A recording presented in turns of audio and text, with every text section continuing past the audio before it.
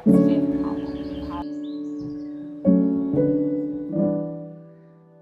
everyone, thank you so much for being here. For today's painting, I think this is the first full-on gouache portrait that I painted. Because for the other ones that I've done, I usually start with watercolor and then basically change my mind and do gouache instead. And as you've seen earlier, I have a sort of base to work on already.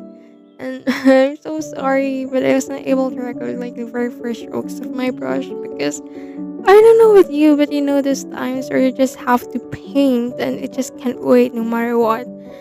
I really, really love that kind of feeling, although there's only me not being able to show it from the very early stage.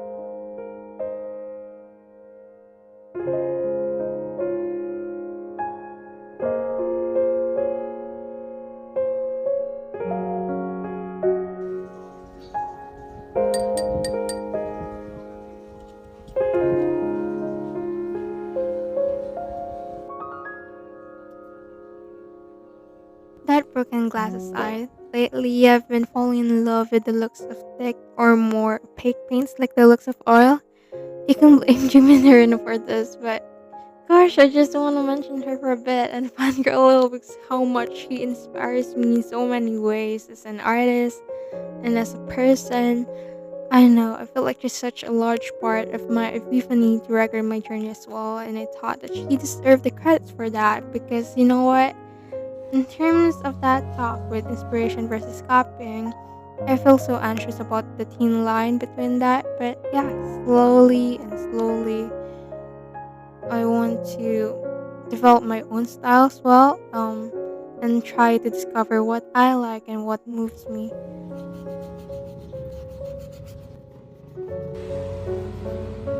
It reminds me of this very shameful experience of mine when I delivered a speech for graduation, mentioning an excerpt from something I read and I wasn't able to credit it. So yeah, that bugs me. That bugs me so much whenever I think about it.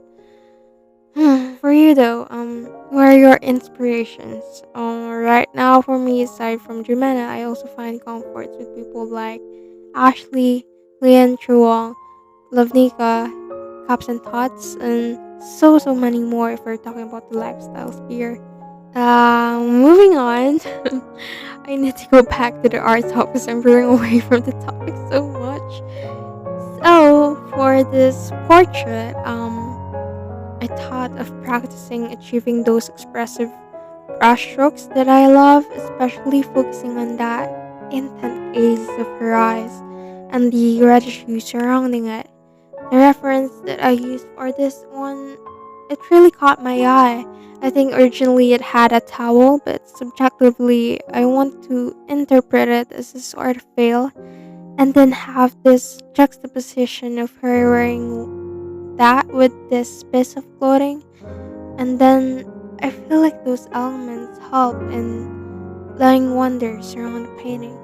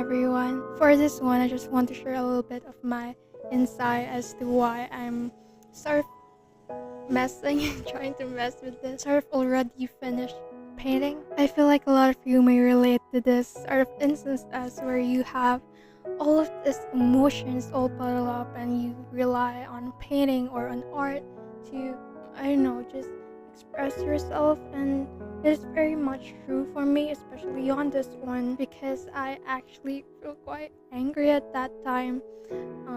I was just also frustrated and overwhelmed, and after finishing this painting I felt quite a lot calmer, a lot better than before. That's why I consider this painting as a sort of time capsule or representation of how I felt at that time.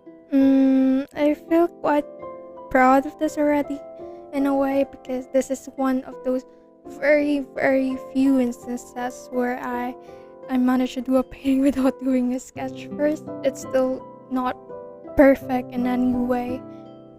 That's why I decided on doing a little bit of adjustments, specifically like the proportions of her back and a bit of her face. And I also want to emphasize this very interesting dark and light values on her face. So that's basically it. Wish me luck. I won't regret picking up the brushes and messing up with this very much already finished portrait.